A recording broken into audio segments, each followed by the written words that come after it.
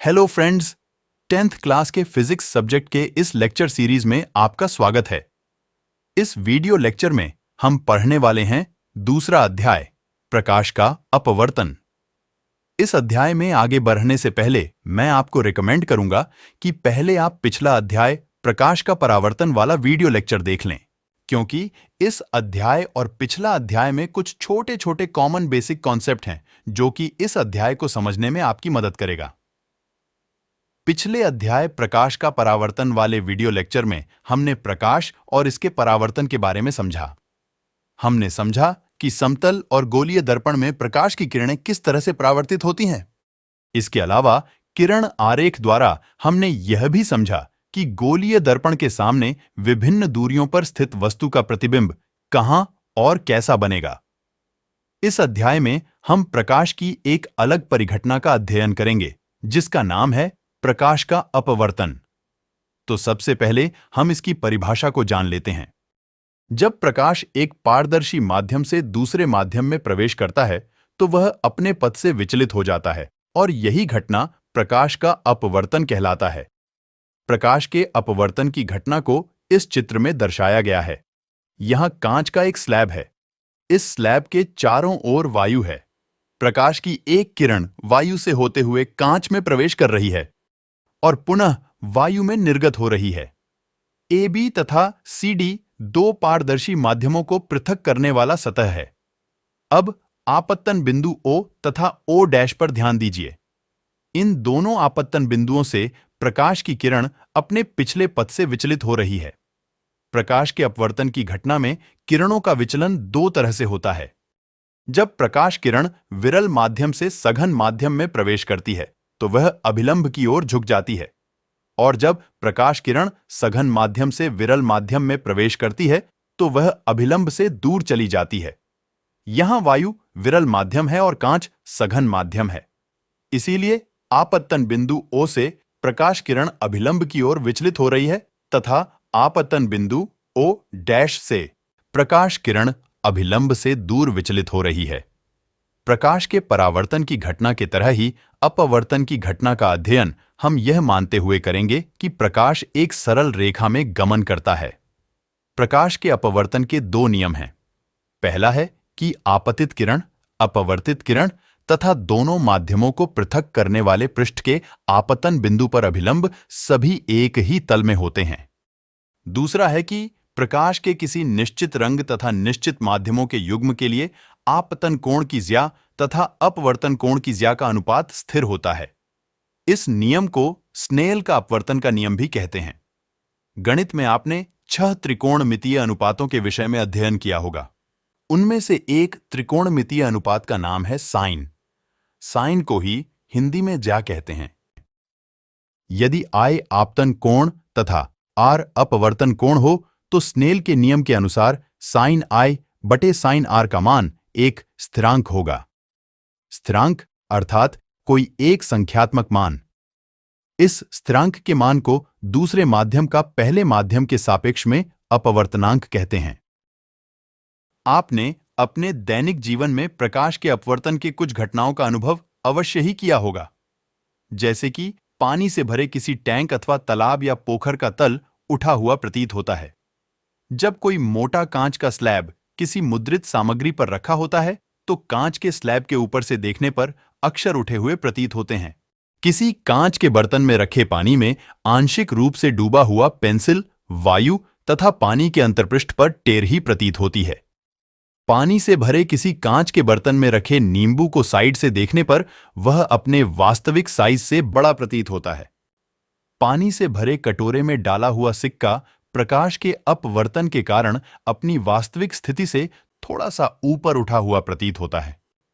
ये सारे अनुभव प्रकाश के अपवर्तन के ही उदाहरण हैं। अपवर्तनांक, स्नेल का अपवर्तन के नियम में आपने जाना कि आपतन कोण की ज्या तथा अपवर्तन कोण की ज्या के अनुपात को दूसरे माध्यम का पहले माध्यम के सापेक्ष अपवर्तनांक कहते हैं। इसे विभिन्न माध्यमों में प्रकाश के संचरण की आपेक्षिक चाल से भी संबद्ध किया जा सकता है। दो माध्यमों के युग्म के लिए अपवर्तनांक का मान दोनों माध्यमों में प्रकाश की चाल पर निर्भर होता है। माध्यम 2 का माध्यम 1 के सापेक्ष अपवर्तनांक को माध्यम 1 में प्रकाश की चाल तथा माध्यम 2 में प्रकाश की चाल के अनुपात द्वारा व्यक्त करते हैं। इसे प्रायः संकेत n/1 से निरूपित करते हैं। अतः n/1 इक्वल्स टू v1/v2, जहां v1 माध्यम 1 में प्रकाश की चाल तथा v2 माध्यम 2 में प्रकाश की चाल है। इसी प्रकार हम लिख सकते हैं n12 equals to v2/v1। n12 का मतलब हुआ माध्यम 1 का अपवर्तनांक माध्यम 2 के सापेक्ष में। तो अब आप अपवर्तनांक को निरूपित करना सीख चुके हैं। अब यदि माध्यम 1 निर्वात या वायु हो तो माध्यम 2 का अपवर्तनांक निर्वात के सापेक्ष में माना जाएगा और यह माध्यम 2 का निरपेक्ष अपवर्तनांक कहलाएगा। इस निरपेक्ष अपवर्तनांक को केवल n2 से निरूपित किया जाता है। इसी तरह से यदि किसी माध्यम m का वायु या निर्वात के सापेक्ष अपवर्तनांक अर्थात माध्यम m का निरपेक्ष अपवर्तनांक निकालना हो तो उसे nm से निरूपित करेंगे। और अपवर्तनांक के माध्यमों में प्रकाश की चाल के अनुपात वाले सूत्र के अनुसार nm बराबर होगा c/vm। यहां c वायु या निर्वात में प्रकाश की चाल है तथा vm माध्यम m में प्रकाश की चाल है। c का वैल्यू हमेशा 3 × 10⁸ मीटर प्रति सेकंड होता है। उदाहरण के तौर पे यदि जल का अपवर्तनांक nw का मान 1.33 है तो इसका अर्थ यह हुआ कि वायु में प्रकाश की चाल तथा जल में प्रकाश की चाल के अनुपात का मान 1.33 है। अब यहां अपवर्तनांक के थ्योरी पे एक प्रश्न है कि प्रकाश वायु से 1.5 अपवर्तनांक के कांच की प्लेट में प्रवेश करता है तो उस कांच में प्रकाश की चाल कितनी होगी? निर्वात में प्रकाश की चाल का मान दिया हुआ है। इस प्रश्न का उत्तर आप कमेंट सेक्शन में लिखकर बता सकते हैं। लेंस, दो पृष्ठों से घिरा हुआ कोई पारदर्शी माध्यम जिसका एक या दोनों पृष्ठ गोलीय हो, लेंस कहलाता है। मुख्य रूप से लेंस दो प्रकार के होते हैं, उत्तल लेंस तथा अवतल लेंस। वह लेंस जिसमें बाहर की ओर उभरे दो गोलीय पृष्ठ होते हैं द्विउत्तल लेंस कहलाते हैं। इसे केवल उत्तल लेंस भी कहते हैं। यह लेंस किनारों की अपेक्षा बीच से मोटा होता है। वह लेंस जिसमें अंदर की ओर वक्रित दो गोलीय पृष्ठ होते हैं द्विअवतल लेंस कहलाते हैं। इसे केवल अवतल लेंस भी कहते हैं। यह लेंस बीच की अपेक्षा किनारों से मोटा होता है। इस चित्र में आप दोनों प्रकार के लेंसों को देख सकते हैं। यहां बाईं ओर उत्तल लेंस है तथा दाईं ओर अवतल लेंस है। दोनों लेंसों की बनावट को देखिए। उत्तल लेंस किनारों की अपेक्षा बीच से मोटा है, जबकि अवतल लेंस बीच की अपेक्षा किनारों से मोटा है। अब हम गोलीय लेंसों से संबंधित कुछ शब्दावलियों को जान लेते हैं। गोलीय लेंस की वृत्ताकार रूपरेखा का प्रभावी व्यास अर्थात गोलीय लेंस की चौड़ाई mn इसका द्वारक कहलाता है। लेंस का केंद्रीय बिंदु इसका प्रकाशिक केंद्र कहलाता है। इसे प्रायः अक्षर O से निरूपित करते हैं। किसी भी लेंस में चाहे वह उत्तल हो अथवा अवतल दो गोलीय पृष्ठ होते हैं। इनमें से प्रत्येक पृष्ठ एक गोले का भाग होता है।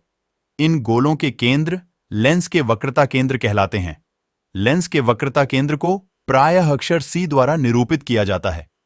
क्योंकि लेंस के दो वक्रता केंद्र हैं, इसलिए इन्हें C1 तथा C2 द्वारा निरूपित किया जाता है। किसी लेंस के दोनों वक्रता केंद्रों से गुजरने वाली एक काल्पनिक सीधी रेखा लेंस का मुख्य अक्ष कहलाता है। लेंस का प्रत्येक पृष्ठ जिस गोले का भाग होता है उसकी त्रिज्या लेंस का वक्रता त्रिज्या कहलाता है। इसे अक्षर R से निरूपित किया जाता है। लेंस के प्रकाशिक केंद्र तथा वक्रता केंद्र का मध्य बिंदु मुख्य फोकस कहलाता है। इसे कैपिटल F से निरूपित किया जाता है। क्योंकि लेंस के दो मुख्य फोकस हैं, इसलिए इन्हें F1 तथा F2 द्वारा निरूपित किया जाता है। मुख्य अक्ष पर स्थित यह बिंदु मुख्य फोकस लेंस का बड़ा ही महत्वपूर्ण बिंदु होता है, क्योंकि मुख्य अक्ष के समांतर आ रही प्रकाश की किरणें लेंस से अपवर्तन के पश्चात मुख्य अक्ष के इसी बिंदु अर्थात मुख्य फोकस पर अभिसरित होती है या मुख्य फोकस से अपसरित होती प्रतीत होती है।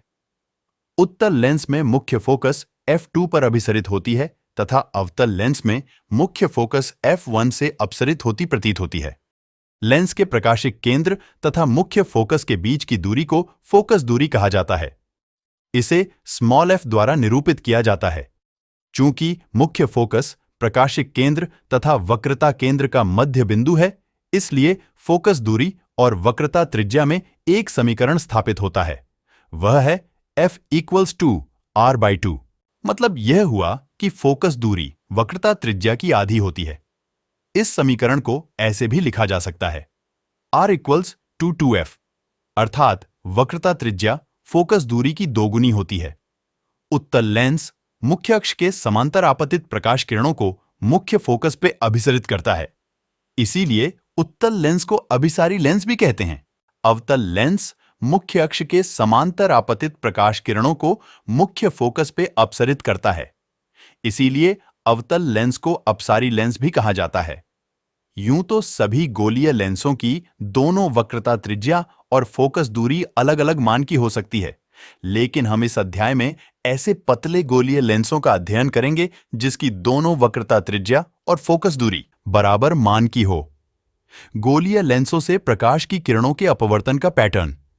मुख्य अक्ष के समांतर आने वाली प्रकाश किरण उत्तल लेंस से अपवर्तन के पश्चात दूसरी ओर स्थित मुख्य फोकस f2 से गुजरेगी। अवतल लेंस की स्थिति में प्रकाश किरण उसी ओर स्थित मुख्य फोकस f1 से अपसरित होती प्रतीत होती है। उत्तल लेंस की स्थिति में मुख्य फोकस से गुजरने वाली प्रकाश किरण तथा अवतल लेंस की स्थिति में मुख्य फोकस पर मिलती प्रतीत होने वाली प्रकाश किरण अपवर्तन के पश्चात मुख्य अक्ष के समांतर निर्गत होती है। गोलीय लेंसों के प्रकाशिक केंद्र से गुजरने वाली प्रकाश किरण अपवर्तन के पश्चात बिना किसी विचलन के निर्गत होती है। अब हम एक एक करके दोनों गोलीय लेंसों में विभिन्न दूरियों पर स्थित वस्तु के प्रतिबिंब बनने की क्रिया को किरण आरेख द्वारा समझेंगे। सबसे पहले उत्तल लेंस द्वारा प्रतिबिंब बनने के किरण आरेख को देखते हैं जब वस्तु अनंत पर स्थित हो। अनंत पे रखी वस्तु से आ रही प्रकाश की किरणें समांतर होती है। इसीलिए हम कुछ आपतित किरणें मुख्य अक्ष के समांतर लेंगे और ये सभी किरणें अपवर्तन के बाद मुख्य फोकस f2 पर मिलेंगी। अतः प्रतिबिंब का स्थान लेंस के दाएं ओर के मुख्य फोकस पर होगा। अब चूंकि इस कटान बिंदु और मुख्य अक्ष के बीच की न्यूनतम दूरी 0 है, इसलिए प्रतिबिंब बिंदु साइज का अर्थात बहुत ही छोटा बनेगा। इसके अलावा प्रतिबिंब वास्तविक होगा और वस्तु की अपेक्षा उल्टा होगा। यहां पे एक बात मैं आपको बता दूं कि सभी किरण आरेख में वस्तु को हमेशा दर्पण और लेंस के बाएं ओर रखा जाता है। अब हम अगले किरण आरेख को देखते हैं कि उत्तल लेंस में प्रतिबिंब कहां और कैसा बनेगा जब वस्तु अनंत तथा वक्रता केंद्र C1 के बीच स्थित हो। यहां हम वस्तु के शीर्ष से लेंस की ओर दो आपतित किरण लेंगे। एक जो मुख्य अक्ष के समांतर लेंस पे आपतित होगी और नियमानुसार अपवर्तन के बाद मुख्य फोकस f2 से गुजरेगी। दूसरा जो प्रकाशिक केंद्र की ओर लेंस पे आपतित होगी और नियमानुसार अपवर्तन के पश्चात बिना किसी विचलन के निर्गत होगी। अब हम देख पा रहे हैं कि दोनों निर्गत किरणों का कटान बिंदु मुख्य फोकस f2 तथा वक्रता केंद्र C2 के बीच कहीं पर है। अतः प्रतिबिंब मुख्य फोकस f2 तथा वक्रता केंद्र C2 के बीच बनेगा। यदि इस प्रतिबिंब की प्रकृति के बारे में कहा जाए तो इस प्रतिबिंब का साइज वस्तु के साइज से छोटा होगा। यह वास्तविक वस्तु की अपेक्षा उल्टा तथा लेंस के दाईं ओर बनेगा। अब हम देखते हैं जब वस्तु वक्रता केंद्र C1 पर हो। यहां हम वस्तु के शीर्ष से लेंस की ओर दो आपतित किरण लेंगे। एक जो मुख्य अक्ष के समांतर लेंस पे आपतित होगी और नियमानुसार अपवर्तन के बाद मुख्य फोकस f2 से गुजरेगी। दूसरा जो प्रकाशिक केंद्र की ओर लेंस पे आपतित होगी और नियमानुसार अपवर्तन के पश्चात बिना किसी विचलन के निर्गत होगी। अब हम देख पा रहे हैं कि दोनों निर्गत किरणों का कटान बिंदु ठीक C2 के नीचे है। अतः प्रतिबिंब दूसरी ओर स्थित वक्रता केंद्र C2 पर ही बनेगा। इस प्रतिबिंब का साइज वस्तु के साइज के बराबर होगा। यह वास्तविक और वस्तु की अपेक्षा उल्टा होगा। अब हम देखते हैं जब वस्तु वक्रता केंद्र C1 तथा मुख्य फोकस f1 के बीच हो। यहां हम वस्तु के शीर्ष से लेंस की ओर दो आपतित किरण लेंगे। एक जो मुख्य अक्ष के समांतर लेंस पे आपतित होगी और नियमानुसार अपवर्तन के बाद मुख्य फोकस F2 से गुजरेगी। दूसरा, जो प्रकाशिक केंद्र की ओर लेंस पे आपतित होगी और नियमानुसार अपवर्तन के पश्चात बिना किसी विचलन के निर्गत होगी। अब हम देख पा रहे हैं कि दोनों निर्गत किरणों का कटान बिंदु C2 तथा अनंत के बीच कहीं पर है। अतः प्रतिबिंब दूसरी ओर स्थित वक्रता केंद्र C2 तथा अनंत के बीच बनेगा। यह प्रतिबिंब वास्तविक होगा, वस्तु की अपेक्षा उल्टा होगा और इस प्रतिबिंब का साइज वस्तु के साइज से बढ़ा होगा। अब हम देखते हैं जब वस्तु मुख्य फोकस F1 पर हो। यहां हम वस्तु के शीर्ष से लेंस की ओर दो आपतित किरण लेंगे। एक, जो मुख्य अक्ष के समांतर लेंस पे आपतित होगी और नियमानुसार अपवर्तन के बाद मुख्य फोकस F2 से गुजरेगी। दूसरा, जो प्रकाशिक केंद्र की ओर लेंस पे आपतित होगी और नियमानुसार अपवर्तन के पश्चात बिना किसी विचलन के निर्गत होगी। अब हम देख पा रहे हैं कि दोनों निर्गत किरणें एक दूसरे के इतनी समांतर है कि इन दोनों का कटान बिंदु अनंत पे होगा। अतः प्रतिबिंब लेंस के दाहिने ओर अनंत पे बनेगा। इस प्रतिबिंब का साइज वस्तु के साइज से बहुत बड़ा होगा। यह वास्तविक एवं वस्तु की अपेक्षा उल्टा होगा।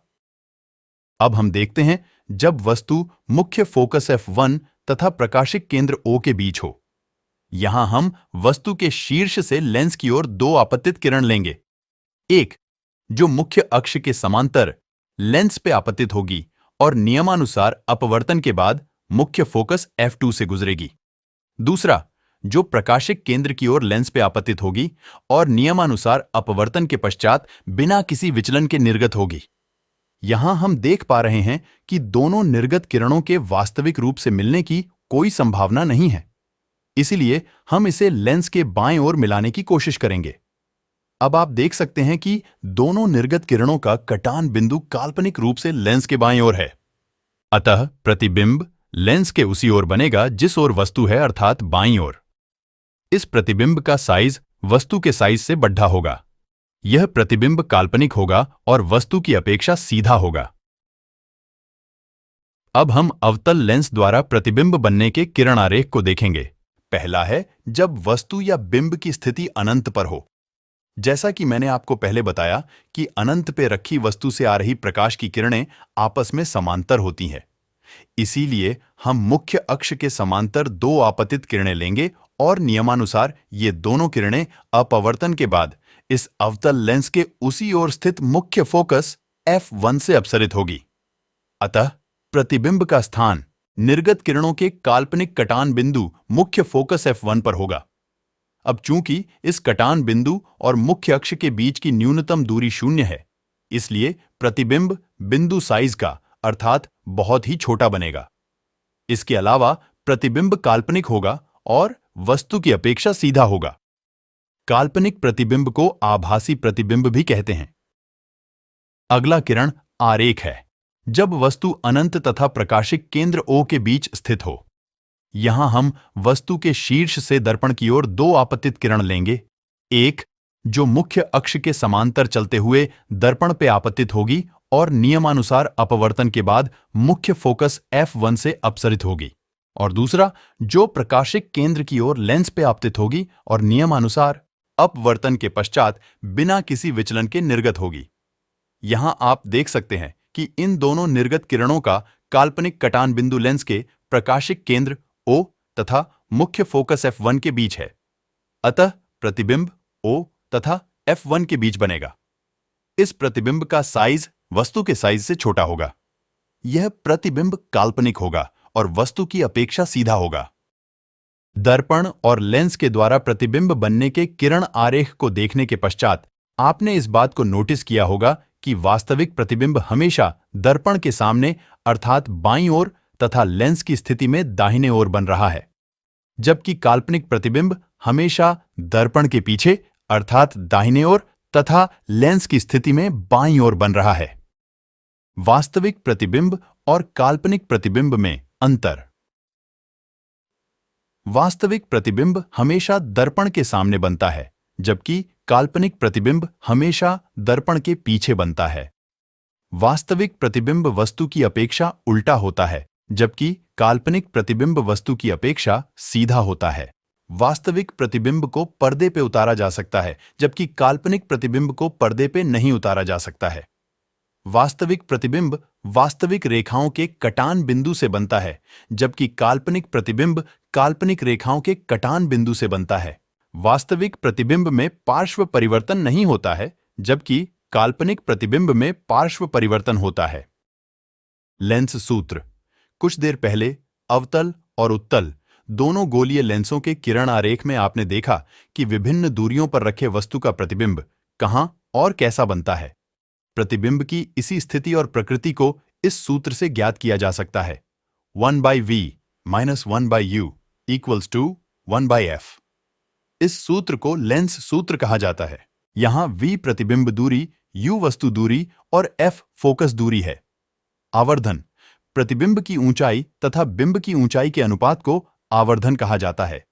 बिंब की ऊंचाई का मतलब है वस्तु की ऊंचाई। आवर्धन के इस परिभाषा से हमें एक सूत्र प्राप्त होता है। आवर्धन बराबर प्रतिबिंब की ऊंचाई बटे बिंब की ऊंचाई। आवर्धन को छोटी m से निरूपित करते हैं, प्रतिबिंब की ऊंचाई को h' से निरूपित करते हैं और बिंब की ऊंचाई को छोटी h से निरूपित करते हैं। इस प्रकार हुआ m बराबर h' बटे h। आवर्धन का एक और सूत्र होता है m = 2v/u। आवर्धन का ऋणात्मक मान यह बताता है कि प्रतिबिंब वास्तविक है और आवर्धन का धनात्मक मान यह बताता है कि प्रतिबिंब काल्पनिक है। आवर्धन का कोई मात्रक नहीं होता है। गोलीय लेंसों के लिए चिन्ह परिपाटी। लेंसों के लिए हम गोलीय दर्पणों जैसी ही चिन्ह परिपाटी अपनाएंगे। अंतर केवल इतना है कि जहां दर्पणों में सभी दूरियां उसके ध्रुव से मापी जाती हैं, वहीं लेंसों में सभी माप उसके प्रकाशिक केंद्र से लिए जाते हैं। इस चिन्ह परिपाटी के अनुसार उत्तल लेंस की फोकस दूरी धनात्मक होती है और अवतल लेंस की फोकस दूरी ऋणात्मक होती है। अब तक बताए गए सूत्रों और चिन्ह परिपाटी को इस एक उदाहरण में उपयोग करके हम और ज्यादा अच्छे से समझ लेते हैं। प्रश्न है कि किसी अवतल लेंस की फोकस दूरी 15 सेंटीमीटर है। बिंब को लेंस से कितनी दूरी रखें कि इसके द्वारा बिंब का लेंस से 10 सेंटीमीटर दूरी पर प्रतिबिंब बने। लेंस द्वारा उत्पन्न आवर्धन भी ज्ञात कीजिए। इस प्रश्न में अवतल लेंस के बारे में कहा गया है। फोकस दूरी और प्रतिबिंब दूरी का मान दिया हुआ है। अवतल लेंस द्वारा हमेशा काल्पनिक प्रतिबिंब बनता है और प्रतिबिंब उसी ओर बनता है जिस ओर वस्तु रखा होता है। इसीलिए प्रतिबिंब दूरी v बराबर -10 सेंटीमीटर होगा। चिन्ह परिपाटी के अनुसार अवतल लेंस की फोकस दूरी ऋणात्मक होती है, इसीलिए फोकस दूरी f बराबर -15 सेंटीमीटर लिख देंगे। वस्तु दूरी u का मान हमें ज्ञात करना है। इसके लिए हम लेंस सूत्र का उपयोग करेंगे। लेंस सूत्र में v और f का मान रखने पर हमें वस्तु दूरी u का मान -30 सेंटीमीटर प्राप्त हो रहा है। अर्थात वस्तु लेंस के प्रकाशिक केंद्र से 30 सेंटीमीटर दूर बाईं ओर स्थित है। अब हम आवर्धन m बराबर v/u सूत्र का प्रयोग करेंगे। इस सूत्र में v और u का मान रखने पर m का मान +0.33 प्राप्त हो रहा है। इसका अर्थ यह हुआ कि प्रतिबिंब की ऊंचाई वस्तु की ऊंचाई की 0.33 गुणी है। आवर्धन का धनात्मक मान यह दर्शाता है कि प्रतिबिंब आभासी है। तो इन्हीं सब बातों को आप अपने तरीके से लिख सकते हैं। लेंस की क्षमता। किसी लेंस द्वारा प्रकाश किरणों को अभिसरित या अपसरित करने की मात्रा को उसकी क्षमता के रूप में व्यक्त किया जाता है। इसे अक्षर P द्वारा निरूपित करते हैं। किसी f फोकस दूरी के लेंस की क्षमता का सूत्र होता है P = 1/f। लेंस की क्षमता का SI मात्रक डायोप्टर है। इसे अक्षर D द्वारा दर्शाया जाता है। यदि लेंस की फोकस दूरी का मान मीटर में हो तो उस लेंस की क्षमता के मान को डायोप्टर में व्यक्त किया जाता है। इस प्रकार एक डायोप्टर उस लेंस की क्षमता होगी जिसकी फोकस दूरी 1 मीटर हो, अर्थात 1 diopter = 1 meter to the power -1। यहां ध्यान में रखने वाली बात यह है कि किसी लेंस की क्षमता को डायोप्टर में निकालने के लिए फोकस दूरी का मान हमेशा मीटर में होना चाहिए। उत्तल लेंस की क्षमता धनात्मक तथा अवतल लेंस की क्षमता ऋणात्मक होती है। प्रश्न है कि 200 सेंटीमीटर फोकस दूरी वाले किसी अवतल लेंस की क्षमता ज्ञात कीजिए। इस प्रश्न में अवतल लेंस के बारे में कहा गया है जिसकी फोकस दूरी 200 सेंटीमीटर है। चिन्ह परिपाटी के अनुसार अवतल लेंस की फोकस दूरी ऋणात्मक होती है, इसलिए f बराबर -200 सेंटीमीटर। यहां फोकस दूरी का मान सेंटीमीटर में दिया गया है। इसे मीटर में बदलने के लिए हम 100 से भाग देंगे। इस प्रकार f का मान हमें 2 मीटर प्राप्त हो रहा है। अब हम लेंस की क्षमता वाला सूत्र P = 1/f प्रयोग करेंगे। इस सूत्र में f का मान रखने पर P का मान -0.5 डायोप्टर आया। अतः इस 200 सेंटीमीटर फोकस दूरी वाले अवतल लेंस की क्षमता -0.5 डायोप्टर होगी। और इस वीडियो लेक्चर के साथ आपका यह दूसरा अध्याय प्रकाश का अपवर्तन यहीं समाप्त होता है। न्यूमेरिकल प्रश्नों के प्रैक्टिस के लिए आप NCERT और भारती भवन में दिए गए सवालों को हल कर सकते हैं। इस अध्याय को ज्यादा बेहतर तरीके से जानने, समझने और याद रखने के लिए इस वीडियो लेक्चर को अपने सहपाठी के साथ शेयर कर आपस में डिस्कशन जरूर करें। यह वीडियो लेक्चर आपको कैसा लगा या आपका कोई सुझाव हो तो कमेंट सेक्शन में लिखकर हमें बता सकते हैं। धन्यवाद।